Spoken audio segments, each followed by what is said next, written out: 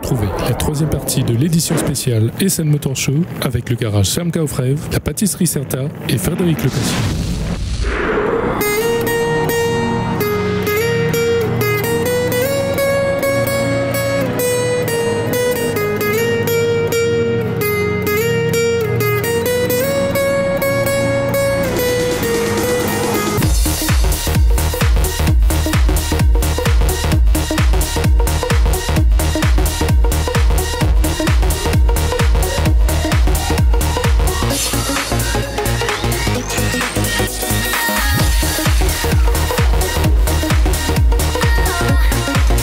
Bonjour à tous et soyez les bienvenus, c'est un réel plaisir de vous accueillir comme chaque dimanche, vous le savez. Et aujourd'hui, nous vous proposons de découvrir la troisième et dernière partie des éditions spéciales Essen Motor Show.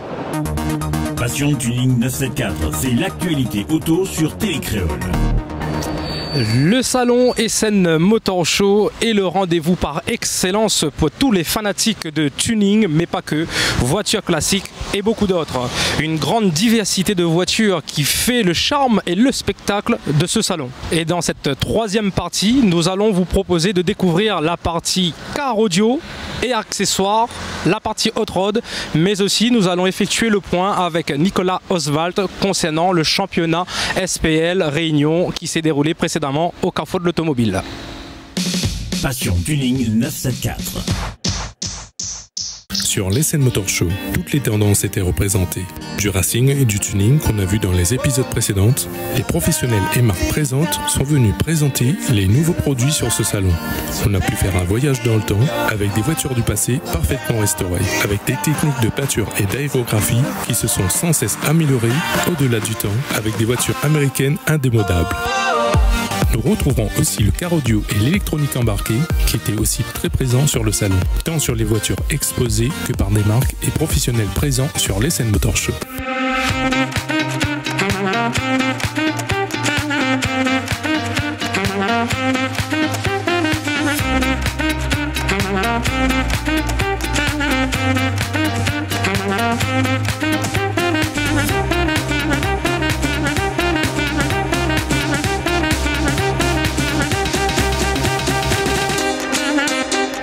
L'Essen Motor Show, c'est aussi un concentré de voitures historiques américaines, incontournables pour la légende, l'histoire de la voiture sous toutes ses formes.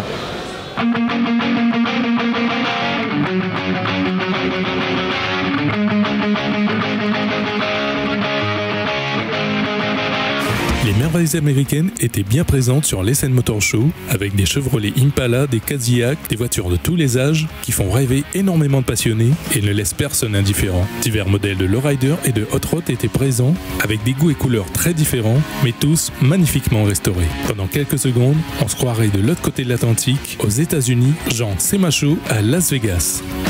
Notre coup de cœur s'est porté sur cette Chevrolet Master Deluxe de 1936, surnommée El Padrot de Mario de Alba, passionné depuis très longtemps, puisqu'il a commencé la personnalisation de voitures alors qu'il avait seulement 15 ans.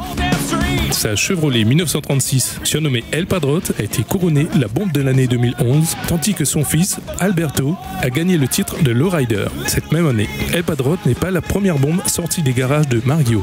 Il a également affirmé les honneurs il y a presque 25 ans, quand il a gagné de 1993 à 1995 le titre avec sa Chevrolet de 1951 surnommée El Carlazone. Alors que Mario Senior gagnait le titre en 1993, ses deux fils Mario Junior et Alberto ont eux gagné l'euro du titre. Quand Mario Senior a acheté El Padrot, ce n'était pas un geste pour remplacer son ancienne bombe El Padrino, car Mario a travaillé sur cette voiture pendant presque 9 ans, pendant tout son temps libre. Il y est allé aussi loin dans le détail sur ce défi parce qu'il ne pense pas vivre assez longtemps pour en terminer une autre. On voit bien que chez Mario et ses deux fils, la custom culture, c'est une affaire de famille. I gotta find my way back to summer paradise. John Paul Simple Plan. Mon cœur s'enfonce et je m'envole dans cet avion qui m'emmène loin de toi. Et j'ai du mal à... Pour les connaisseurs, je suis dans la voiture du film Retour vers le futur. Franchement, un rêve de gosse que je réalise sur les scènes Motor Show. Mais ne vous inquiétez pas, hein, je ne vais pas partir dans le futur. Moi, je reste sur place. En tous les cas, franchement, belle voiture. Voiture officielle du film Retour vers le futur. Extraordinaire.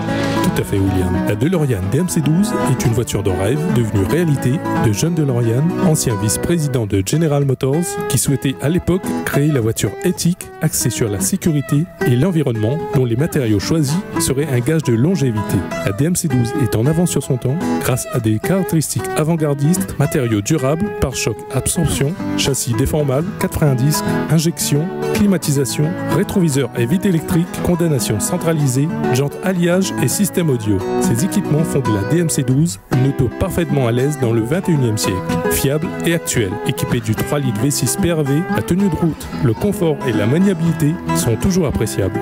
La longévité de cette voiture était en rupture avec les principes des grands constructeurs de l'époque, dont l'objectif était de vendre un véhicule neuf tous les 5 ans. En 2007, environ 6500 DeLorean roulent encore sur les 8300 produites. Preuve que John DeLorean avait réussi son pari de construire une voiture fiable et durable. Une DeLorean version électrique serait en projet, affaire à suivre. Qu'est-ce que serait le tuning sans une installation hi-fi? Car les professionnels du son à braquet ont exposé leur travail tout au long de ces quelques jours à l'Essen Motor Show, ainsi que leur matériel de qualité et les dernières technologies qu'on peut retrouver sur le marché. Everybody get up.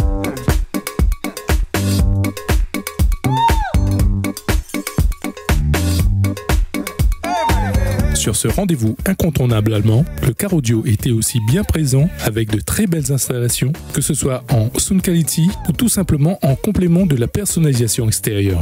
On voit que le car audio fait partie intégrante de la personnalisation intérieure de la voiture, du coffre à l'habitacle. On voit que les passionnés n'arrêtent pas le progrès, que ce soit en termes de couleur, de goût, mais aussi dans la fonctionnalité du système et de l'évolution de l'électronique embarquée en matière vidéo, caméra de recul et tout le côté high-tech qui s'invite dans les voitures et dans les installations. Les grandes marques étaient également présentes avec des nouveautés comme le CarPlay ou plein d'autres fonctionnalités, ou encore des nouveaux amplis à technologie numérique qui sont de plus en plus petits, qui consomment de moins en moins, donc plus efficaces. On peut voir sur ce salon l'alliance du tuning et du car audio avec la sellerie qui va avec font un tout sur les préparations des voitures allemandes présentes. En car audio, on a pu voir des installations très classe alliant efficacité, intégration esthétique, des caissons de plus en plus petits, des entretoises et panneaux de porte à couper le souffle et la beauté des coffres, surtout sur les installations de type Sound Quality.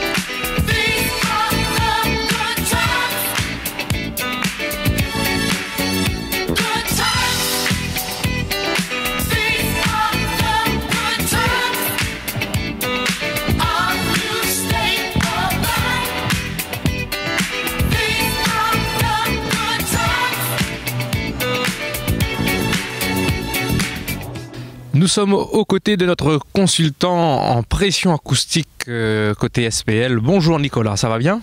Ça va bien, merci. Super, il fait froid chez toi, hein? Bah non, la preuve, regarde, je suis en t-shirt. Je vois ça, donc on profite bien de notre passage après l'Allemagne pour faire un petit peu le point avec toi sur le bilan côté Réunion. Comment va se passer le SPL, le déroulement à venir pour nous? Alors côté bilan, on a clairement vu une évolution entre le carrefour de l'automobile 1 qui s'est déroulé en novembre 2013 et le carrefour de l'automobile 2 qui s'est déroulé donc en 2014 également en novembre. Les compétiteurs se sont penchés sur le règlement sérieusement, l'ont étudié, ont commencé à transformer sérieusement leur voiture en conformité avec le règlement. Les questions qui m'ont été posées étaient déjà beaucoup plus précises et concernaient vraiment le règlement du DB-Drag, c'est aller des années-lumière de ce que j'ai vu l'année dernière. Donc c'est toi qui encadre ça avec la formation chez nous, l'ADSE. Donc moi je suis le responsable France du DB-Drag Racing puisque j'ai la licence et la franchise du DB-Drag Racing International pour la France. Concernant la Réunion, jusqu'à présent la Réunion elle était un petit peu autonome avec la DSE, ils pataugeaient un petit peu dans la semoule entre guillemets et n'avait pas trop de poids dans le monde SPL au niveau international. C'est pour ça qu'ils ont fait appel à toi justement. Donc pour changer ça et pour encadrer un petit peu la chose et les aiguiller sur la bonne voie, je leur ai donc proposé cette année de rejoindre Show SPL, donc de prendre part à part entière au championnat de France. Et pour cela, on va y aller en 2 étapes. Donc déjà, à partir de l'année prochaine, il n'y aura plus qu'un seul site unique où toutes les informations seront dessus. C'est Show SPL tout court, donc www.showspl.com. À côté de ça, la Réunion, donc en l'occurrence Eric Branca, qui est le juge officiel et désigné en cours de formation pour la Réunion, animera une page Facebook sur le SPL réunionnais. Deuxième étape, sur le site Show SPL, il y aura de profondes modifications durant l'intersaison pour pouvoir intégrer les Réunionnais. Donc là-dessus, on va mettre des classements propres à la Réunion, des classements propres à la France métropolitaine et des classements les deux réunis pour que les Réunionnais puissent se mesurer et se confronter aux Français, voir quel est leur niveau et commencer à pimenter un peu la chose, aussi bien pour les métropolitains que pour les Réunionnais. Ça va être l'évolution en fait pour 2015. Ça va être l'évolution pour 2015. En plus de cela, donc toujours pareil pour un petit peu intégrer les Réunionnais au championnat de France, on va créer en plus de tout ce qui existe, donc les finales propres à chaque région, on va intégrer un nouveau championnat. C'est un championnat au point, comme au football. Par catégorie, on désignera un champion de France unique, cette fois-ci, par catégorie au nombre de points. Donc le concurrent, qu'il soit réunionnais ou métropolitain, qui a le plus de points dans sa catégorie, deviendra champion de France 2015. En plus, naturellement, des finales par élimination comme on connaissait. Très bien. En plus, cette discipline, elle est reconnue au niveau mondial. Alors le DB Drag Racing, c'est une discipline qui a été créée aux États-Unis dans les années 90. Ça a pris ses essors dans les années 2000 mondialement. C'est représenté dans une quarantaine, cinquantaine de pays par des fédérations. Donc il y a des B-Drag Germany, des B-Drag France sous le nom de Show SPL, etc. Et donc tous les résultats, quels qu'ils soient, que les compétiteurs font sur des concours DB Drag Racing sont intégrés dans un tableau unique qui est sur termpro.com. Donc www.termpro.com. On navigue un peu dessus, on choisit le DB Drag. Après on peut choisir les disciplines, si c'est du DB Drag ou du Bass Race ou du Top Dog. Et on peut voir son classement par rapport au classement mondial. Oh, je pense que c'est une bonne chose. C'est très intéressant pour se jauger et voir quel est son niveau et qu'est-ce qu'on a encore à faire si on veut atteindre l'élite. Et on en profite justement quand on parle de niveau, eh bien le tien. Alors au dernier championnat d'Europe qui s'est donc déroulé fin octobre à Montichiari en Italie, j'ai fini 4e avec un score de 168.2 qui a été la 3e performance en Super Street 1-2. Donc c'est une aberration, je sais. 3e meilleure performance et finir 4e. C'est l'effet de jeu contraire où j'ai pas eu de bol comme d'habitude. C'est un paramètre habituel que j'ai pris en considération, le manque de chance, donc on se bagarre contre ça aussi. Tu es bien classé quand même au niveau européen? Je pense que oui. Maintenant ça me suffit pas. Ah, donc tu vas travailler davantage pour, vu qu'on te connaît, tu veux être le premier en Europe. Si on se fixe pas un objectif, on progresse pas. Donc il faut se fixer un objectif très haut pour être sûr d'avancer un peu. Donc moi, mon objectif c'est de devenir champion d'Europe dans la catégorie la plus dure au monde, parce que dans cette catégorie c'est là où il y a le plus de concurrents et des concurrents qui sont très forts, et c'est pour ça que je me bagarre là-dedans. Compétition, le challenge est de mise. Dans une catégorie où il y a juste 2 bonhommes, ça m'intéresse pas. On comprend bien. Et justement pour arriver à ce genre de performance, ta voiture qui est juste à côté de nous, eh bien on va la présenter, voir un petit peu ton équipement et comment on fait justement pour atteindre 168.2. Voilà. Donc c'est une Panda 1. Elle a été découpée au niveau du montant B comme on a le droit en Super Street 1-2. Elle a été insonorisée avec du Vibraflex. Il y a 8 ou 9 couches dans les portes. Il y en a 4 partout ailleurs. À savoir qu'il ne faut pas déformer la forme de la voiture et il faut que les vitres soient fonctionnelles. Donc après on peut faire ce qu'on veut dans les portes. Au niveau du caisson, c'est un caisson acier béton, pèse à peu près 800 kg nu. Au niveau de la pression acoustique pure et dure, c'est des subs de la marque Cove. Donc c'est des 4X Armageddon, c'est des moteurs néodymes avec des membranes full carbone véritables. C'est des subs qui sont très chers, mais c'est des subs qui ont une efficacité incomparable. Et pour alimenter tout ça alors du coup? Alors pour alimenter ça, actuellement j'ai 4 amplis D9 XS de la marque SPL Dynamic qui délivrent actuellement 32 000 watts RMS pour atteindre ce score là, qui sont alimentés par 22 batteries 16 volts XS Power. Donc pour loger ça, j'ai découpé l'arrière de la voiture pour loger un caisson à batterie. Alors l'installation, il y a eu, rien que pour la réalisation du caisson, il y a eu 10 mois de travail. Après, c'est comme tout sport de haut niveau, c'est beaucoup de boulot, beaucoup de prépa, et il faut faire un tas de tests avant d'être prêt le jour J. C'est pour ça que nous on est là justement pour montrer à la population et à toutes les personnes qui sont fidèles à notre émission qu'il y a un gros travail justement en amont derrière tout ça, autant dans le domaine du SPL, de la dévotion et du tuning, et je pense que donner toute transparence c'est bien pour vous les passionnés et professionnelle. Ta Panda, elle est amenée à évoluer dans le temps justement pour atteindre l'objectif d'être le premier européen? Alors au jour qu'il est maintenant, fin de saison, la voiture elle n'évoluera plus dans cette configuration là. Elle restera toujours en Super Street 1.2, elle gardera des 4X Armageddon de Chekhov. Par contre on va passer sur des bobines plus puissantes. On va rajouter 4 amplis de plus pour envoyer encore plus de patates. On va rajouter des batteries. Et l'objectif c'est de passer les 170. Ça c'est l'objectif que je me suis fixé, être le premier français en Super Street 1.2 à passer les 170 dB. Et si possible le plus vite possible, comme ça je serai le premier au monde à les passer. Ah, le Donc premier l'objectif ça sera de les faire à Friedrichshafen le 1er mai 2015 et si possible le premier à les passer, donc ça marquera l'histoire du Super Street 1.2. D'accord. Ben nous c'est tout ce qu'on te souhaite hein, et on te remercie aussi bien de nous avoir accueillis du côté de Strasbourg même s'il fait 3 degrés et puis merci aussi de nous avoir accompagnés du côté de l'Allemagne et nous aider bien sûr au niveau de la traduction parce que c'était pas évident quand on parle pas vraiment allemand, c'est pas très simple. Hein. Ben moi je remercie ODR Productions, mes 2 compères qui sont venus avec moi en Allemagne, qui ont fait un cours accéléré en allemand, en descente de binous aussi, parce que... Bien sûr. Et puis à côté de ça, je voulais bah oui. Et à côté de ça, je voulais remercier mes sponsors, Regmatherm et Sana et Varitech, qui sans eux, bah, je ne pourrais pas financer ce sport-là, qui coûte très cher. Tout à fait, on comprend bien. Donc voilà. Ah, Dankeschön. Je vais finir par y arriver. Tchuss. Allez, tchuss.